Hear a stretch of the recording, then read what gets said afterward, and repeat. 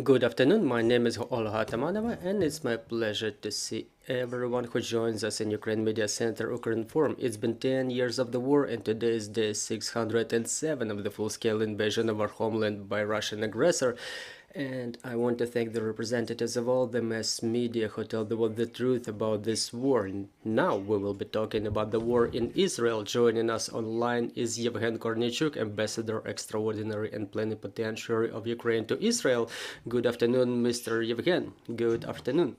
Mr. Yevhen, I would like to start our conversation with the situation in Israel for the time being. What is it like now?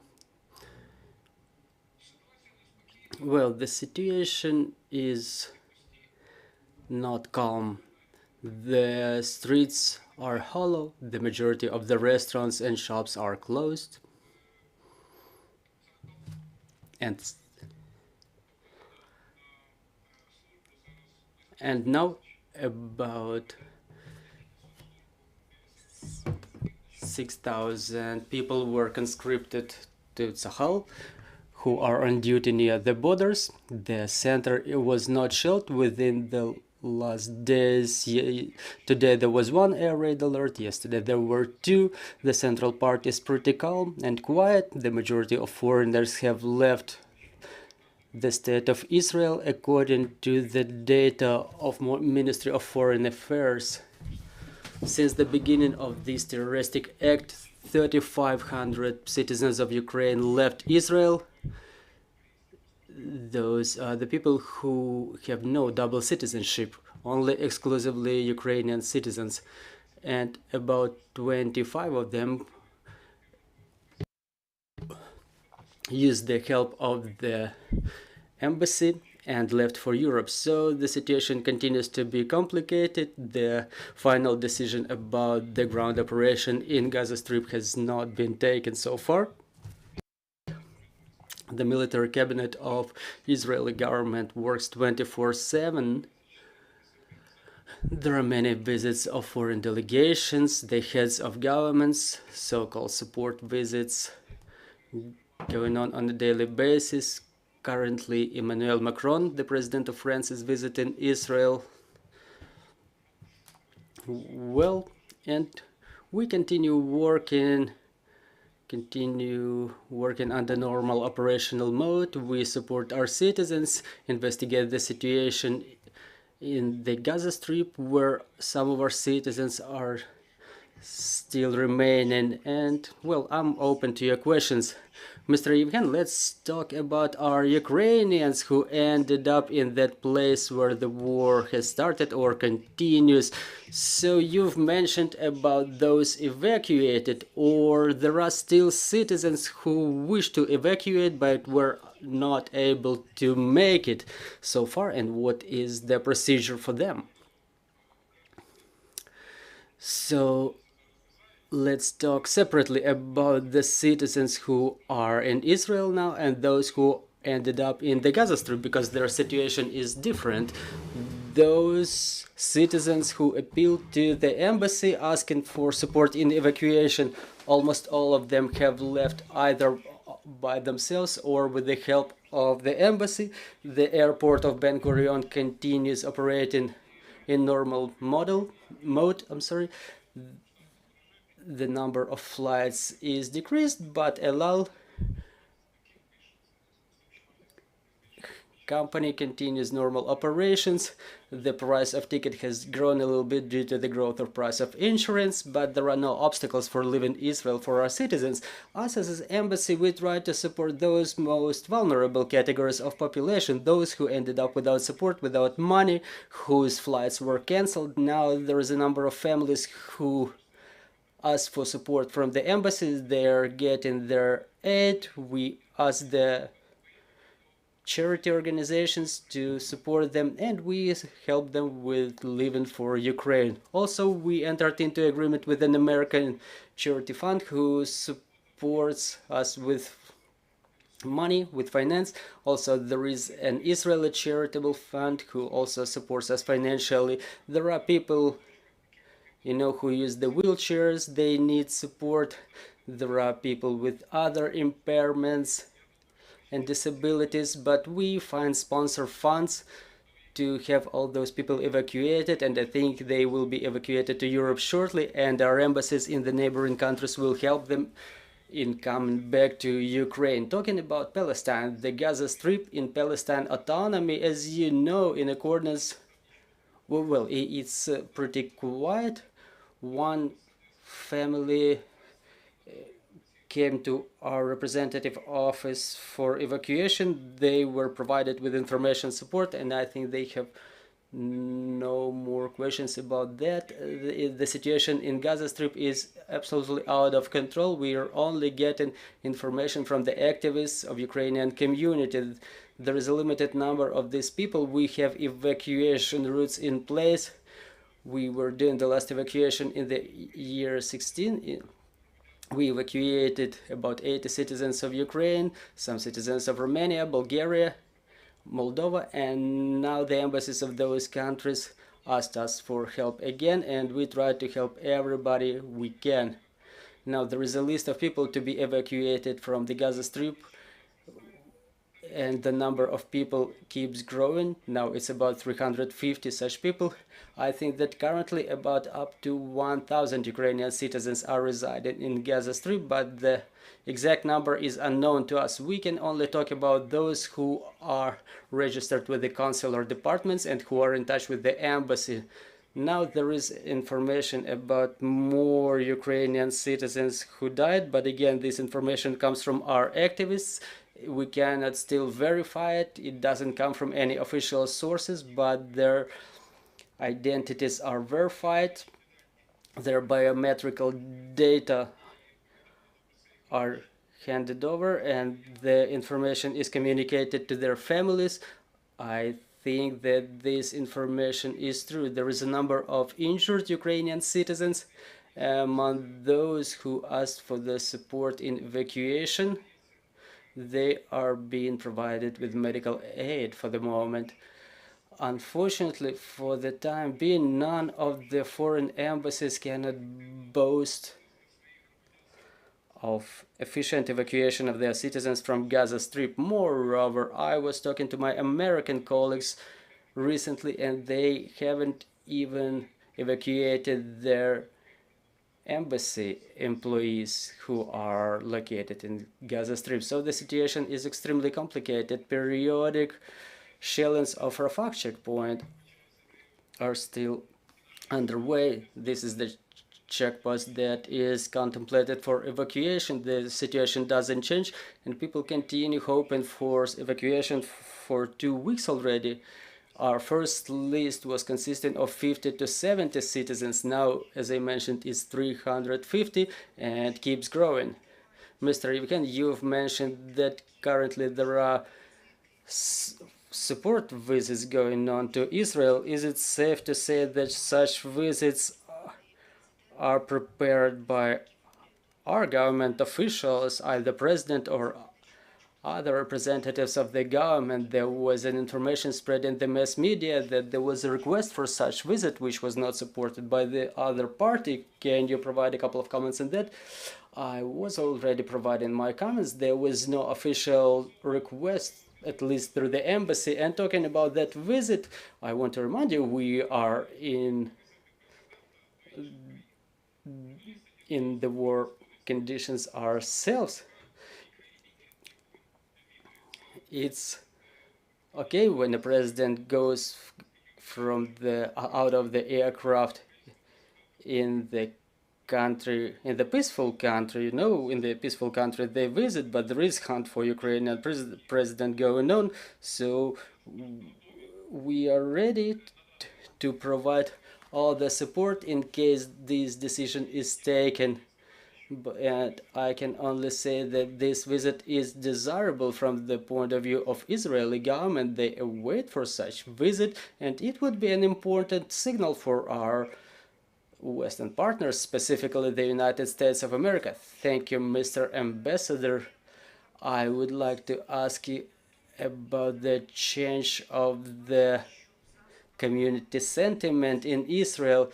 We see videos in Israel made by Israeli military in support of are Ukrainians. Does it tell us that the sentiment is changing? And they start supporting our country, understanding what's going on our end. Well, you know, during my numerous interviews, I was reiterating that we have to segregate the approach of Israeli society and Israeli government. Believe me, Israeli citizens support Ukrainians from the very first days of the war, and before this large-scale terroristic act in Israel, we were surveying the Israeli society, and we know that about 80% of Israeli society were supporting Ukraine either actively or passively. Talking about Israeli government, obviously not everything was as good as I would like to, or we would like to, in view of the security reasons. But before these said events, there was a telephone conversation between President Zelensky and Benjamin Netanyahu in the eve of Rosh Hashanah, and there was a very warm meeting in New York afterwards, which was successful in our opinion. Then there was a telephone conversation after the terroristic act when President Zelensky was among the first ones to call Premier Netanyahu and express his support. So I think that the position of Israel will change after these events, because the majority of the Israeli citizens blame the current government, current prime minister, for the unfolding events. But in any case, our remarks proved to be just. Within all those 20 months of war in Ukraine, we were telling Israeli government that we have to intensify our cooperation against our common enemies, Iran, Russia, China, and their proxies. So we were saying that you will get the same shaheds that we are getting within the last 20 months. We have the common enemies and common threats. I think that the stance of the government has changed in view of the latest events, and I think that Israel will be way more pro-Ukrainian, not only the society but also the government, because we're seeing the position of Russian Federation, who supports Hamas and offers their mediation, so to say, and all of the Iranian proxies who expressed themselves in this war, in this large-scale terroristic act against Israeli state. Unfortunately, we're not close to any resolution of these events, because there is a threat from Hezbollah from the north, from Lebanon, there is a threat from Syria, there is a threat from Yemen. So there are certain spots of concentration, spots of tension that the enemy proxies use against Israel. It's obvious we have the common enemy, and we have to be consolidated with the people of Israel against our enemies, and we should be aimed to support each other. So talking about the support expressed to Hamas by Russian Federation, how was it perceived? Were there any political statements with regard to this support?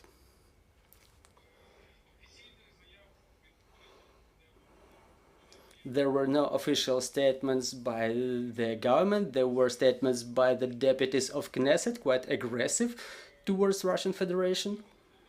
There was a telephone conversation last week between Netanyahu and Putin, and it was very limitedly commented on the press.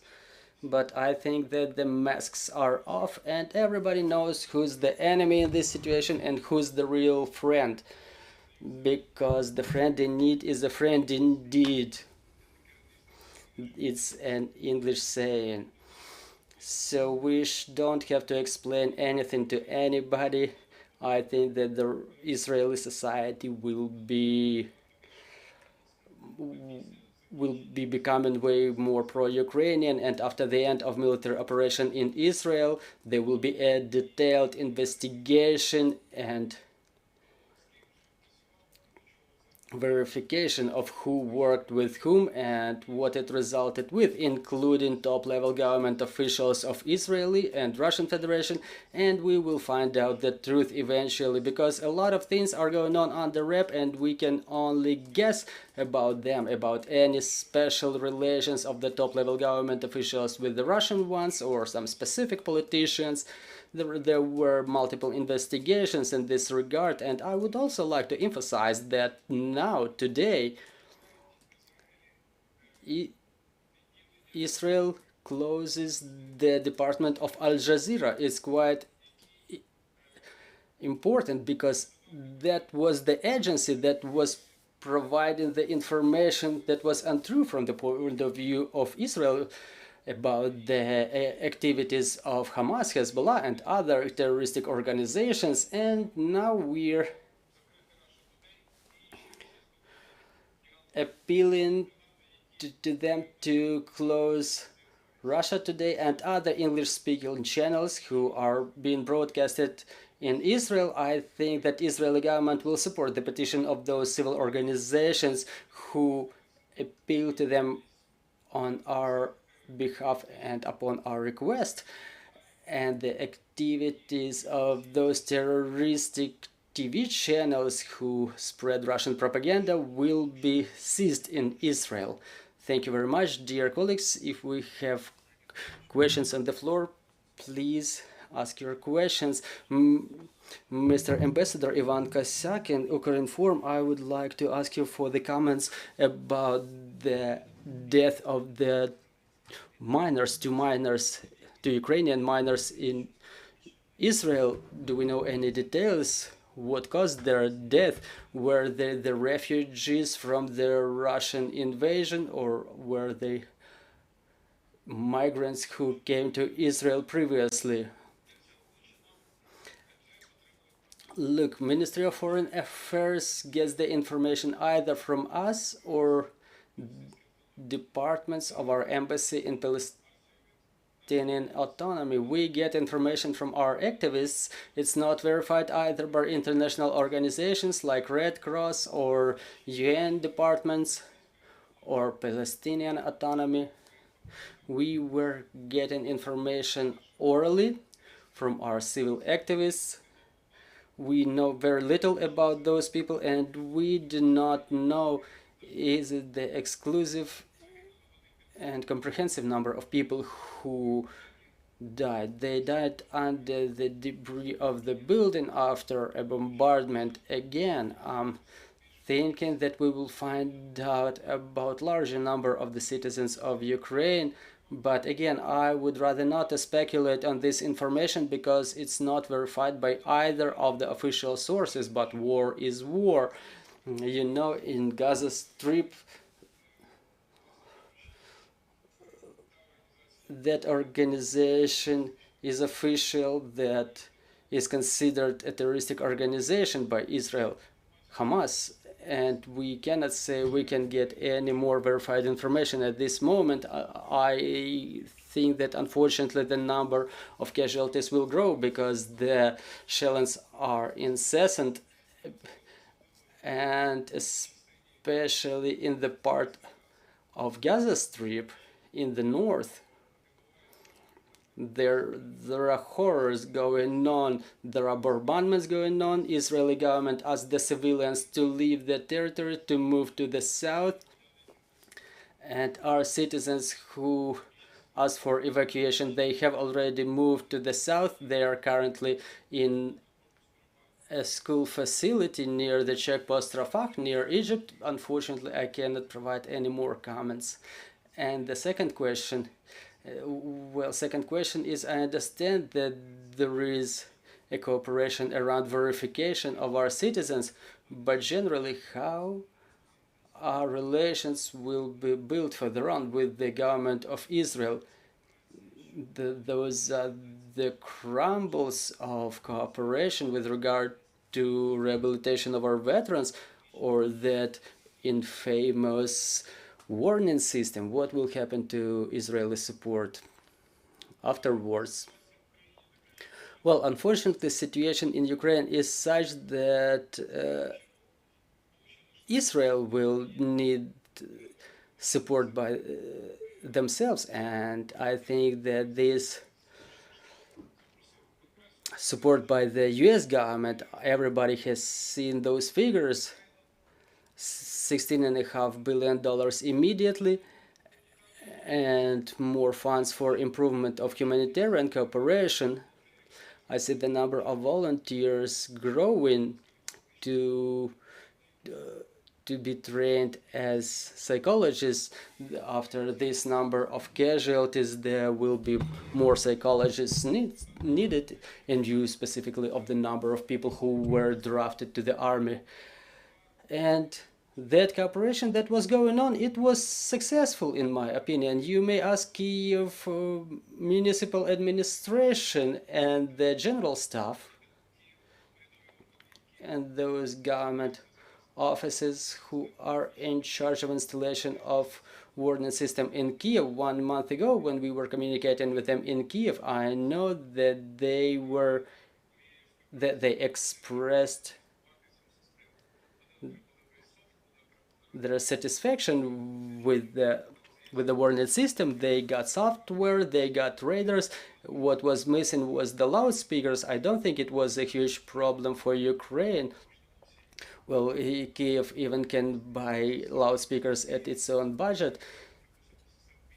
And we were talking about installation of the same warning system in other cities after Kiev. Talking about the rehabilitation, the primary experience was already transferred, and our psychologists now have a lot to teach Israeli psychologists, because those atrocities experienced by our citizens in Bucha, Borodyanka, and Irpin is something Israelis have not seen within the last 50 years. Those rapings and killings, that murders that we've seen in Israeli kibbutzes were almost the same that our citizens have witnessed after the liberation of Kiev suburbs. So in this part, I think our cooperation was successful. As to the further cooperation, I would rather focus on military and technical cooperation. Any remarks will be lifted, any restrictions will be lifted after the events that have unfolded, and we will be able to cooperate more in the military sector. But again, this problem for us is for years, and any urgent improvement is not something we should expect, but I'm sure that the restrictions will be lifted. We will be able to cooperate in the area of anti-drones, so-called jammers that can diffuse and land the kamikaze drones, as well as in the other areas of military cooperation we were asking Israel for within the last 20 months. Mr. Ambassador, thank you very much for finding time to join our broadcast. Dear colleagues, I'm reminding you, joining us was Yevhen Korniychuk, Ambassador Extraordinary and Plenipotentiary of Ukraine to Israel. Our next briefing is at 1600. We will be talking about the situation in Kharkiv region, so stay tuned. Let's continue working for our victory, and glory to Ukraine.